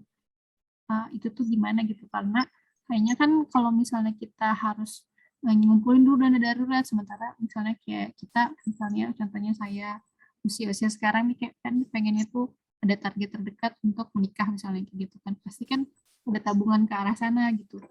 Nah, apakah harus mastiin dulu dana darurat itu aman baru kita mulai nabung buat tujuan rencanaan kita, atau itu gimana Kak? Oke, dana darurat itu apakah mau diprioritaskan atau untuk yang lainnya dulu gitu ya? Maksudnya gitu ya? Iya Kak. Dana darurat itu sebenarnya untuk mengantisipasi kalau ada keadaan ya yang tak terduga nih. Jadi misalkan nih terjadi suatu risiko apa ya? Risiko apa ya? Misalkan kecelakaan. Nah, itu kan butuh uang segera ya. Misalkan kita belum punya BPJS nih. Nah, itu kan fungsinya dana darurat gitu ya. Ada backup dana untuk membiayai segera gitu loh, untuk biaya kesehatannya itu. Nah, bisa jadi kalau misalkan ada kebutuhan lain yang mendesak nih, supaya nggak mengganggu cash kita bisa ambilkan tuh dari dana darurat kita. Nah, setelah kita misalkan dana darurat itu udah terambil, nah bisa tuh ketika ada pendapatan masuk bisa diisi lagi gitu. Itu untuk mengantisipasi sih. Jadi kalau misalkan mau menyisihkan untuk apa ya, tujuan jangka panjang atau pendek, misalkan mau tujuannya mau menikah nanti ya, itu kan bisa mulai mencicil ya dikit-dikit lah, dari penghasilan kita berapa masuk ke tabungan untuk biaya menikah gitu ya, berapa dana untuk dana darurat, walaupun itu kecil yang penting itu terpisahkan, udah ada alokasi ke sana, daripada kita nggak punya sama sekali kan. Itu lebih lebih baik sih daripada kita nggak usah pakai dana darurat, kita langsung fokus nih pendapatan kita sisihkan ke tujuan keuangan kita, mau apa, misalkan mau nikah atau mau beli kendaraan. Nah, waktu-waktu nih terjadi suatu resiko yang mendesak butuh dana segera, tabungan misalkan tujuan keuangan ini bakal ambil lagi kan untuk membiayai resiko itu. Nah, kalau misalkan ada dana darurat, tabungan untuk tujuan keuangan itu kan nggak bakal keambil, tetap aman, utuh gitu ya. Jadi yang berkurang di dana daruratnya gitu ya. Itu sih kok dari aku. Oke, Kak. Oke, Tika Jawab. sama. Siap, Kak. Ya, oke. Selanjutnya dari Kak Rema ya. Di kolom chat. Assalamualaikum Kak, saya Rema, izin bertanya, saat ini posisi saya sudah memiliki bisnis, namun masih awalan. Kadang saya merasa dilema dalam menabung, antara dimasukkan ke rekening bank atau nabung manual dalam berangkas. Misal, mau dimasukkan ke bank, tidak bisa dipungkiri nanti juga akan banyak terkena potongan. Sedangkan, kalau nabung manual juga lambat laun terkena inflasi. Jadi terpikirkan untuk beli emas minimal 1 gram dulu buat awalan. Sebelum semakin naik dan naik. Namun memang penghasilan masih biasa dan ada beberapa target terdekat, misalnya buat mengembangkan bisnis yang masih awalan tadi, sosial, persiapan biaya pendidikan, dan yang lainnya. Itu bagaimana ya, Kak? Silakan, Kak. Oke, ini ya untuk masalah rekening bisnis ya. Sebenarnya kalau untuk transaksi bisnis ya, itu lebih baik mending kita cari apa ya, kita bikin rekening yang terpisah gitu ya. Jangan sampai kita transaksi bisnis dan rekening pribadi kita, nah itu takutnya akan kecampur loh. Ternyata uang untuk transaksi bisnis itu akan kepotong. Maksudnya kalau ada lebih, ternyata kepotong nih uang pribadi kita, nah takutnya itu. Tapi misalkan kalau misalkan takut kena potongan, ya paling cuma berapa sih? Kan bisnis itu kan apa ya? Kan bisa tuh. Misalkan kita pakai rekening bisnis yang bank syariah gitu ya, kan nggak ada potongannya kan ada kan itu. Nah mungkin kita bisa alihkan tuh kalau misalkan rekening pribadi kita juga nggak mau kena potongan, ya sebenarnya itu resiko kita karena kita mengikuti aturan bank ya. Jadi ya mau nggak mau ya kita harus mengikuti harus menerima dengan potongan bank itu. Tinggal kita untuk maintain ya. Bank itu juga nggak terlalu besar kan. Kalau misalkan ada transaksi masuk, maksudnya tiap bulannya itu ada, itu kan juga nggak terasa kan. Tapi yang penting bisnis itu dia jalan gitu ya. Kita pisahkan. Yang terutama itu kita pisahkan dulu sama rekening pribadi kita, dan sampai itu tercampur gitu ya. Nah kalau misalkan untuk tujuan jangka apa ya menengah atau panjang untuk keberlangsungan bisnis kita, misalkan kita mau menabung nih untuk mau ekspansi bisnis atau memperbesar bisnis kita, itu bisa tuh kita masukkan ke instrumen investasi gitu ya, dengan pilih sesuai dengan profil risiko kita masing-masing ya, mau profil yang risiko rendah atau yang menengah atau yang tinggi gitu ya. Nah bisa tuh, jadi sebenarnya backup untuk bisnis itu bukan hanya untuk satu rekening, tapi bisa jadi kita bisa mengisikan ke produk keuangan gitu ya. Jadi rekening itu untuk transaksi aja gitu ya. Jadi kita mau misalkan untuk misalkan bisnis kita perlu nambah apa, mungkin perlu 2 tahun atau 3 tahun lagi, itu bisa sih kita alihkan tabungan kita ke produk keuangan. Kita beli itu apa, jadi produk keuangan itu kita bisa lebih dari satu gitu ya. Tapi ini dengan fungsinya yang berbeda-beda. Misalkan bisnisnya mau beli alat misalkan, terus mau beli apalagi yang menunjang, itu kan bisa tuh. Misalkan beli alatnya 2 tahun lagi, atau yang satunya mau 1 tahun, itu bisa sih kita masukkan instrumen investasi yang berbeda juga gitu ya. Yang 1 tahun ke produk yang A, yang 2 tahun lagi produk yang B gitu ya. Jadi instrumen investasi kita lebih dari satu. Ya. Jadi itu untuk memisahkan lagi sih. Jangan sampai kita mau nabung investasi, karena investasinya itu juga dicampur gitu ya. Dicampur dengan yang lain-lainnya gitu ya. Kan bisnis kan ada beberapa yang kita capai, misalkan yang harus kita perhitungkan gitu ya. Itu sih. Misalkan Ya, produknya apa ini? Bisnisnya apa yang ditanyakan ini siapa? Punya bisnis apa itu? Oh, Kak Rema mungkin boleh bantu jawab? Bisa di... Oke, suaranya terakses? Oh ya, masuk Kak. Oke, untuk bisnisnya saat ini bimbel Kak, jadi alhamdulillah sudah jalan gitu ya dari tahun 2018, kemudian sempat vakum, kemudian kita kembali buka lagi gitu sih. Gimana produknya apa? Bisnisnya bimbel. Oh, bimbel. Ya, mungkin kalau dari apa ya, produknya bimbel ya. Kalau misalkan dari Mbak Rema mau mengembangkan ya, misalkan mau kebutuhannya apa sih, jangka waktu ke depan mau apa ini, mau apa ya, untuk mengembangkan usaha bimbel ini mau ada rencana apa nih ke depan? Kalau rencananya ya nanti bisa ini ya mendirikan tempat khusus untuk bimbelnya gitu. Kalau selama ini kan masih gabung sama rumah gitu ya. Jadi dulu itu sempat sewa tempat, kemudian sempat vakum, kemudian kembali lagi ke rumah gitu ya, lokasi dari tempatnya kayak gitu ya. Kemudian nanti juga ada beli media pembelajaran, kemudian buat pojok literasi dan lain sebagainya. Ya seperti itu sih kemungkinan untuk target pengembangan bisnisnya. Oh ya, itu rencananya masih masih ada di atas 1 tahun enggak itu?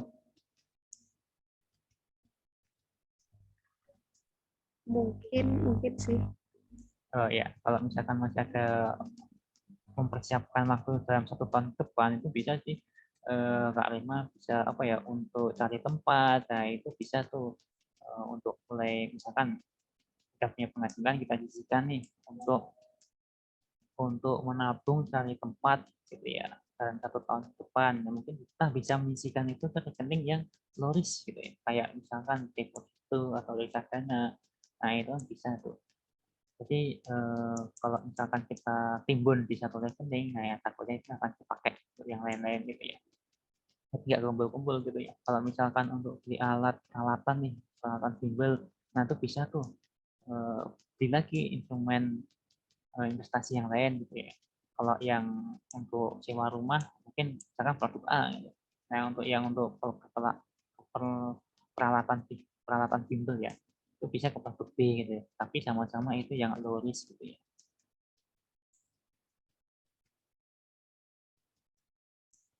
Oke Kak, berarti ini ya tadi lebih kalau lebih ke dimasukkan ke rekening gitu ya. Kemudian sama nanti juga persiapan untuk instrumen produk keuangan yang lainnya gitu kah? Iya benar. Oke, terima kasih. Oke, sama-sama. Siap. Oke, Kak Rema. Ini ada dari Kak Salma ya. Kalau case-nya Kak Rema, opsinya nabung, uangnya di reksadana, pasar uang nggak, Kak? Karena kalau emas kayaknya cocok untuk investasi 5-10 tahun ke depan. Sudah terjawab ya, Kak, tadi sekalian. Oke, selanjutnya pertanyaan dari Kak Widi. Kak, saya mau tanya, kalau misalkan kita baru dapat untung kecil dari bisnis kita, lebih baik keuntungan itu dipakai untuk modal lagi, atau keuntungan itu emang untuk menggaji diri sendiri? Kalaupun ada atau harus ada untuk menggaji diri sendiri, berapa persen yang cocok untuk menyisihkan keuntungan tersebut? Kalau masih kecil ya keuntungannya, ya itu tergantung kembali lagi sih ke masing-masing pribadi ya. Kalau misalnya itu cukup untuk menggaji diri kita sendiri berapa dan berapa untuk pengembangan bisnis selanjutnya, ya udah kalau cuma cukup untuk itu ya stop di situ. Kalau misalkan masih ada lebih, misalkan punya apa ya, keuntungannya misalkan bulan depan bisa meningkat, ya itu bisa sih kita sisihkan yang lain gitu ya. Sesuai dengan kondisi masing-masing ya. Jadi kita nggak harus tentu untuk menyisihkan ya. Sesuaikan dulu kondisinya. Kalau masih kecil ya apa yang kita perlukan dulu. Kalau untuk persentasenya, Kak?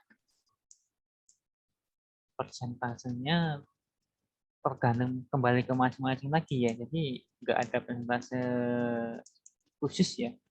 Idealnya berapa? Kalau misalkan keuntungannya, saya nggak tahu ya itu keuntungan itu berapa, itu kan nggak terukur kan itu. Jadi kalau misalkan mau misalkan kok mau ngambil untuk keuntungan pribadi itu 20%, ambil aja gitu ya. Atau 80% itu pengembangan bisnis. Atau bisa jadi mau ngambil 50% untuk pribadi dan 50% untuk kembali ke untuk apa ya, pengembangan bisnis, ya itu boleh-boleh aja sih. Siap. Oke, gimana Kak Widi? Ada tanggapan?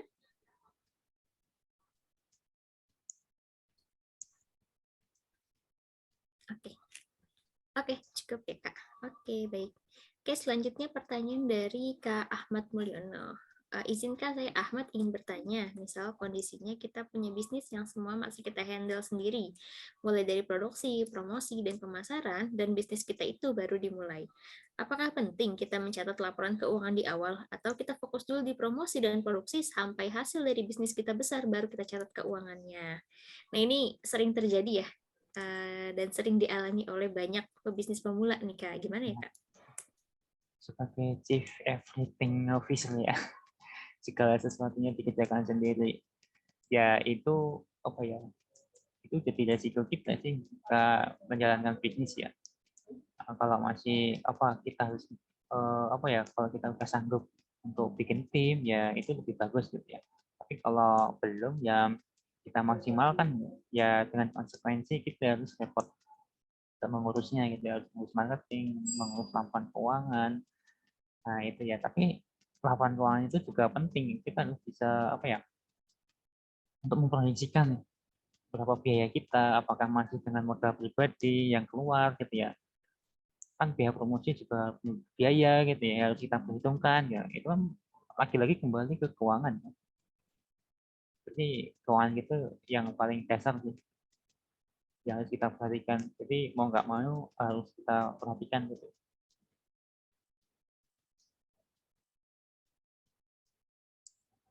Gimana? Kak Oke. Ahmad? Gimana Kak Ahmad? Ada feedback dulu? Oke. Sambil tunggu Kak Ahmad, ini ada feedback dari Kak Salma. Kalau hitung-hitungan keuangan di perusahaan, itu biasanya HR diminta direktur memberikan kisaran gaji itu 20% dari laba kotor, Kak. Gitu. Ya kalau perusahaan udah ini ya udah tersusun dan tersistematis ya untuk gampang lah untuk hitung-hitungan itu kan. Kalau untuk yang pemula kan susah juga buat hitung-hitung, tinggal menyesuaikan aja sih dengan kebutuhan masing-masing. Oke, jadi oke. Ya berarti harus sejalan ya Kak dari Kak Ahmad. Iya, ya. Ya, oke. Oke, bagi teman-teman yang ingin bertanya, sepertinya kita cukupkan terlebih dahulu ya. Nanti teman-teman bisa drop pertanyaan teman-teman. Kalau misalkan ada yang belum terjawab, itu bisa di-drop ke grup WhatsApp-nya ya. Nanti kita akan coba jawab di sana. Nah, tadi juga sempat dibahas nih di awal, di akhir ya sebenarnya, ada 5 langkah memisahkan uang bisnis. Pertama adalah membuat pembukuan terpisah antara keuangan bisnis dan juga keuangan pribadi, lalu menyusun anggaran usaha, membuat laporan keuangan, menggaji diri sendiri, dan jangan mencampur uang usaha dengan uang pribadi dan juga disiplin. Nah, oke, ini dari Kak Salma dulu nih Kak. Berarti tetap harus ada pencatatan ya, minimal pengeluaran dan pemasukan. Oh iya, harus ada pencatatannya supaya kita tahu. Kalau nggak dicatatkan kita nggak bakal tahu itu dari mana, berapa masuk, uang keluar berapa. Jadi untuk memutuskan ya sesuatu ya dari data itu kan, dari catatan itu. Kalau kata catatannya kita mau memutuskan mau gimana, ya nggak bisa. Oke. Ya. Nah, ini juga nyambung nih Kak. Tadi kan sempat ditanyakan ya berarti pencatatan minimal dan juga minimal pengeluaran dan juga pemasukan tuh harus ada ya. Terus tadi juga Kakak sempat bilang gitu kan ya kalau kita tuh juga perlu untuk menyusun anggaran usaha dan juga membuat laporan keuangan. Nah, pas banget nih Kak, kita kan juga sebenarnya di Finbiz Force ini kan kita kerjasama dengan Inklusiku dan juga Inspirator Muda ya. Nah, di mana kita juga bakal ada sesi nih terkait penugasan. Tapi sebelum kita umumkan terkait sesi penugasannya, nanti teman-teman bakal dapat tools gitu kan yang nanti teman-teman bisa akses, yang itu kita akan bahas terkait catatan laporan keuangan ya. Tapi sebelumnya kita minta closing statement dulu ya Kak dari Kamus Takim gitu kan sebelum kita masuk ke sesi penugasan. Silakan Kak. Oke. Ini cuma pesan aja sih untuk teman-teman semua yang di sini bahwa malam ini adalah kesempatan yang baik ya buat teman-teman untuk memulai nih perencanaan keuangan. Dan tiga poin penting sih dari aku. 1 komitmen, 2 konsistensi, dan 3 disiplin. Tanpa itu kita akan kesulitan buat merencanakan keuangan. Kita merencanakan keuangan itu butuh effort ya. Dan itu nggak gampang, kita harus terus belajar dan terus belajar, dan belajar itu juga nggak cukup, kita harus action gitu ya. Gitu sih.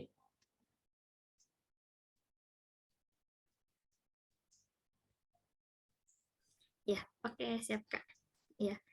Oke, nah ini kita langsung masuk ke sesi penugasan kali Kak. Kita kan ada beberapa tools nih yang ingin di-share kepada teman-teman. Mungkin bisa dibantu dulu Kak untuk apa pengisian toolsnya itu nanti seperti apa? Bentar ya, Pak, siapkan dulu, ini agak loading laptop. Oke, ya boleh.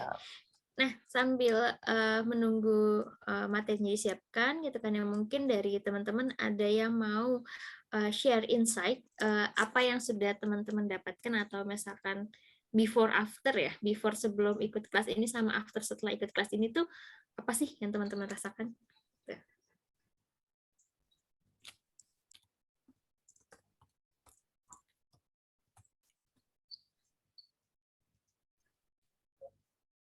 Nah, oke, sebelumnya gitu kan ya, sambil juga nunggu nih teman-teman juga mungkin mengetik gitu kan ya, dan juga menyusun insight. Oh ya, nggak apa-apa, it's okay Kak. Menyusun insight-nya gitu kan ya. Nah, aku mau ngasih tahu kalau misalkan hari Minggu ini kita akan ada sesi kelas terakhir ya. Nah, di sesi kelas terakhir ini kita akan membahas terkait finansial for UMKM gitu. Jadi lebih banyak membahas tentang laporan keuangan untuk UMKM. Nah, jadi tadi kan teman-teman juga sudah banyak ya yang menanyakan gitu kan ya terkait laporan keuangan, dan juga apa terkait ini ya, bagaimana cara membuat pemasukan dan juga pengeluaran ya gitu kan ya. Nah, nanti akan kita bahas nih di hari Minggu ya dengan judul Financial for Business, mengatur keuangan bisnis agar siap bertumbuh gitu kan. Nah, topik kita itu adalah terkait pertama urgensi laporan keuangan dalam bisnis, lalu selanjutnya mencari permodalan yang cocok nih bagi UMKM. Jadi buat teman-teman yang sudah memulai bisnis atau baru berencana bisnis, ini sangat cocok banget ya untuk mencari permodalannya nanti. Selanjutnya kita juga akan membahas nih strategi pengelolaan keuangan UMKM dalam ketidakpastian iklim bisnis. Karena kalau dalam bisnis itu kan ketidakpastian iklimnya itu bukan hanya pada saat kayak 2023 yang kemudian akan resesi ya gitu.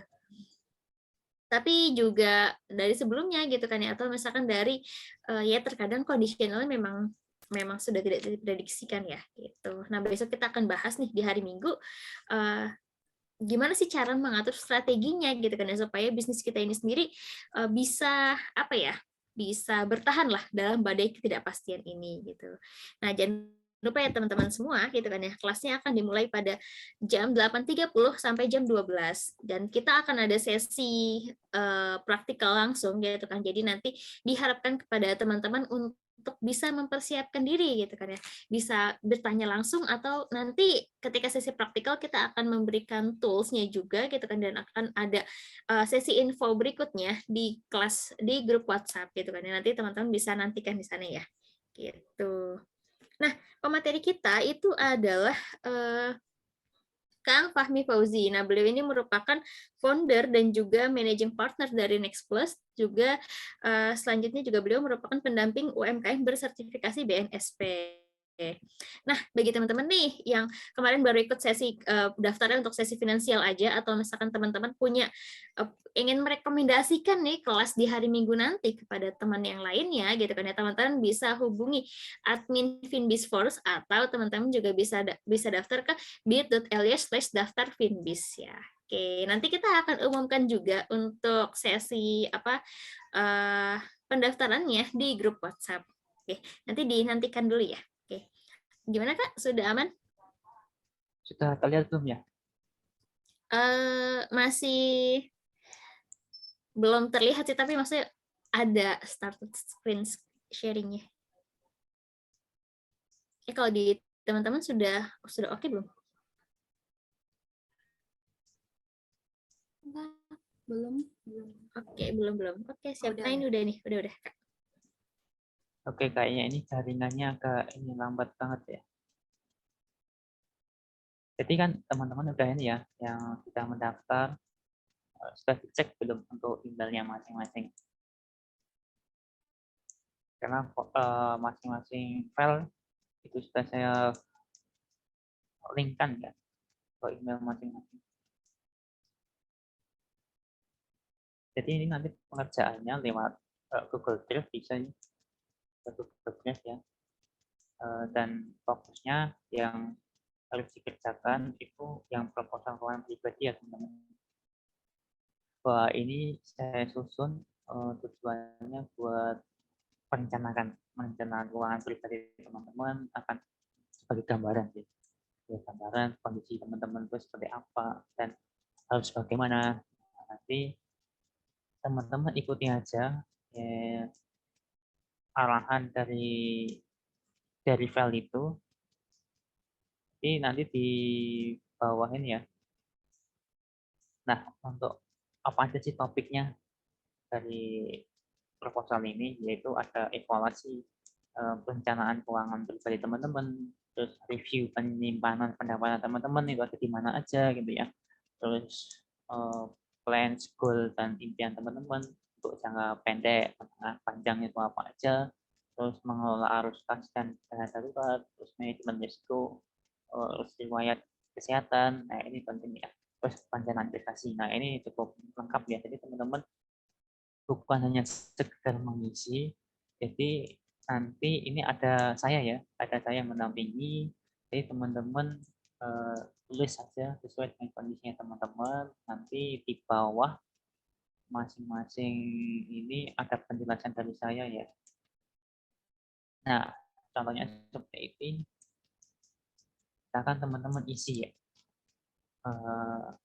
dengan kondisi teman-teman saat ini seperti apa, nanti di bagian catatan nanti saya tambahkan gitu ya.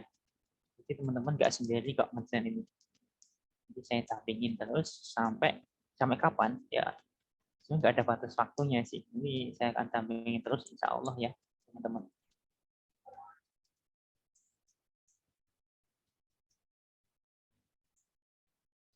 Itu ya, ini kayak bisa nih teman-teman untuk mengisi tujuan keuangan jangka panjang atau jangka menengah atau jangka pendek, mau apa alasannya kenapa memilih tujuan itu, terus targetnya kapan, tulis ya, didetailkan. Nah, terusnya ada perencanaan arus kas dan dana darurat. Nah, ketika ada opsi ya, teman-teman menemukan opsi untuk memilih, tinggal diblok aja, terus dikasih warna cerah ya, biar itu sebagai tanda.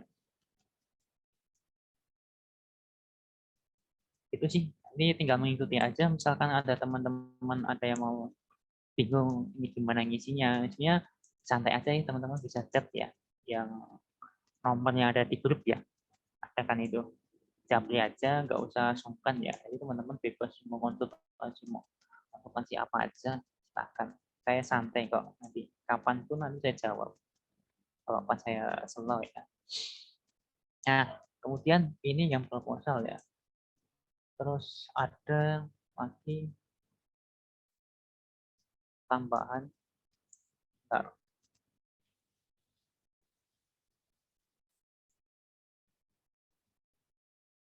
Kayaknya nggak stabil ini jaringannya. Bentar.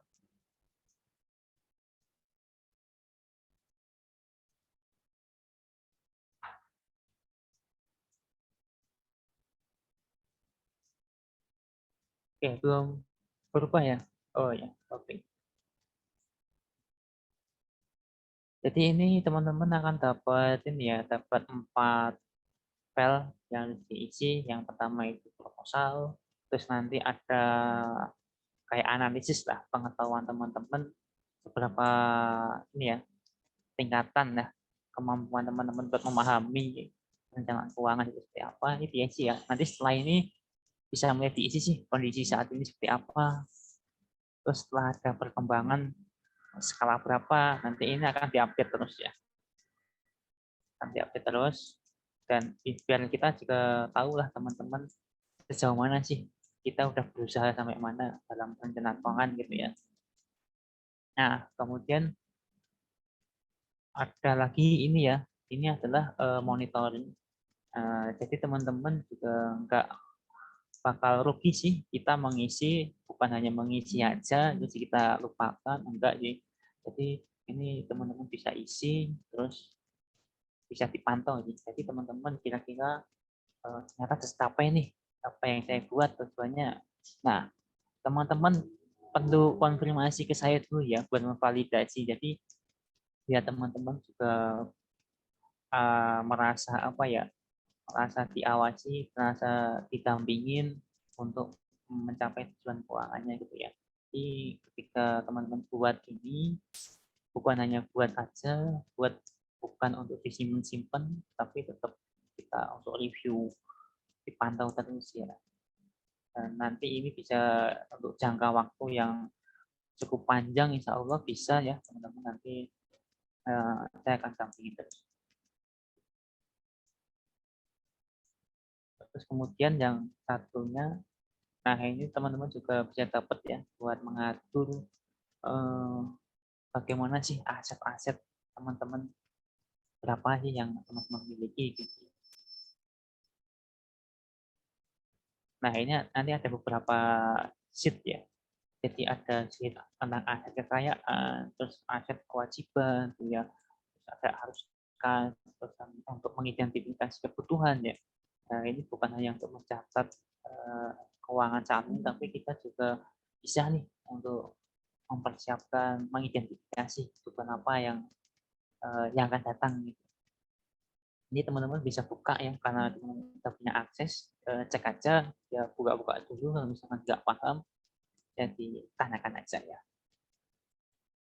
Nah, kemudian ada satu lagi yang perlu teman-teman isi ya, yang ini untuk perjanjian teman-teman dengan inklusiku ya. Jadi saya akan dampingi teman-teman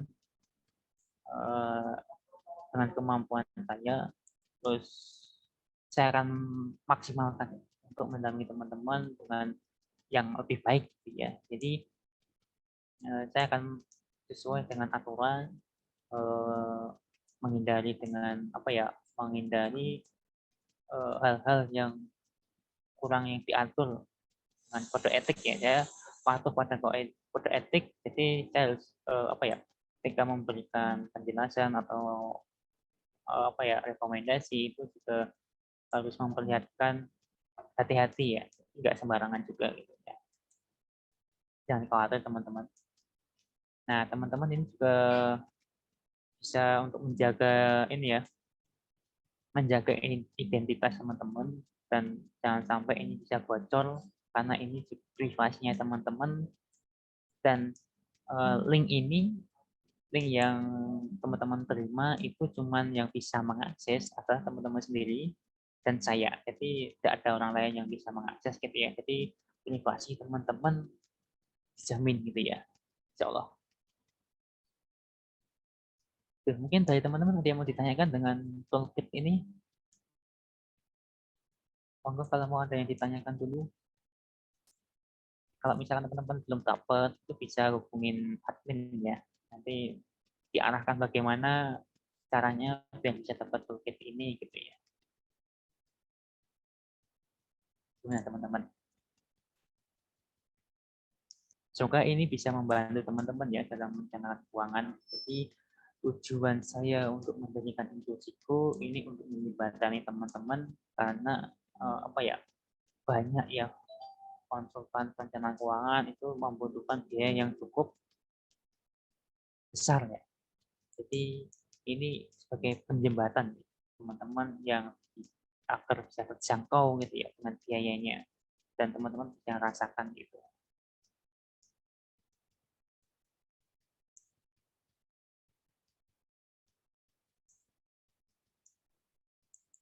Ya, oke. Dari teman-teman ada yang mau ditanyakan dulu terkait proposal keuangan pribadinya?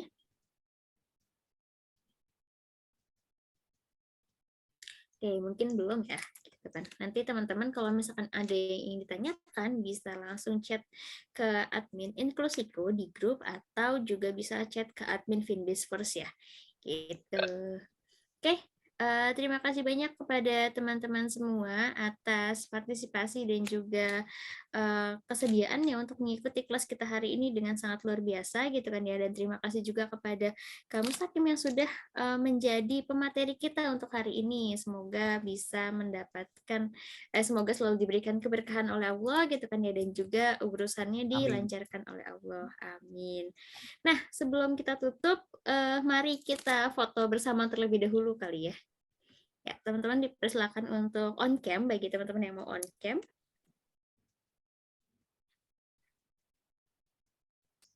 Atau kalau misalkan belum bisa on cam, bisa kasih reaction kali ya.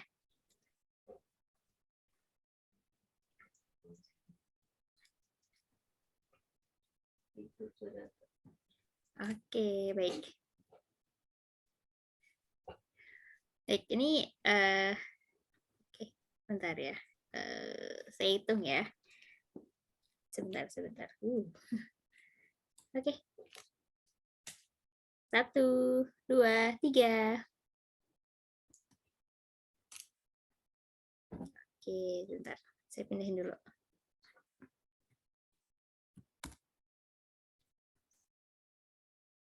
Ya, sekali lagi.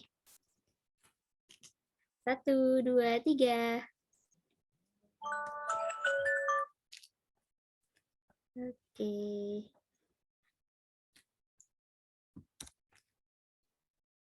Oke, terima kasih banyak kepada teman-teman semua yang sudah bersedia berpartisipasi hari ini, dan juga terima kasih atas antusiasmenya ya. Ternyata materi kita hari ini memang sangat luar biasa dan banyak nih pertanyaan-pertanyaan yang sangat case ya, maksudnya tergantung case-nya masing-masing gitu.